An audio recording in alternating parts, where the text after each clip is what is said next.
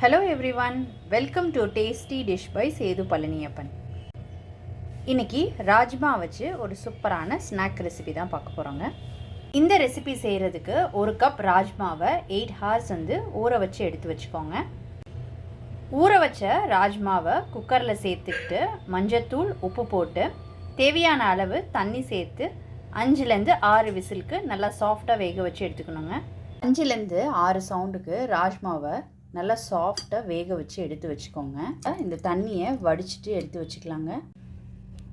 இதை மிக்சி ஜாரில் சேர்த்துக்கிட்டு பல்ஸ் மோடில் கோர்ஸாக அரைச்சி எடுத்துக்கோங்க. இல்லாட்டினா ஸ்மாஷ் பண்ணி எடுத்து வச்சுக்கோங்க.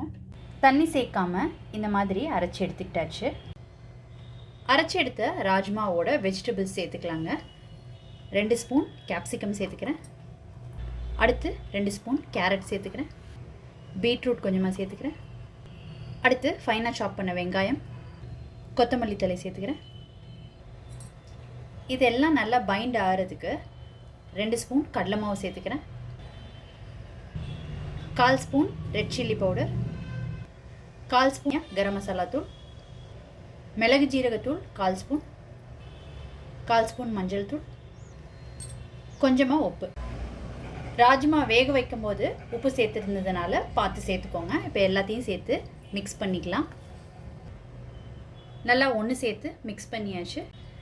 இந்த மாதிரி ரெடி பண்ணியாச்சுங்க. இப்போ ஷாலோ ஃப்ரை பண்ணி எடுத்துக்கலாம்.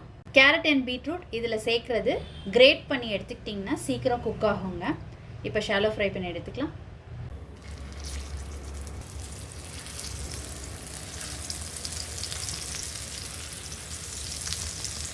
கொஞ்சம் நேரம் ஆனதுக்கப்புறம் திருப்பி விட்டு குக் பண்ணி எடுத்துக்கலாம்.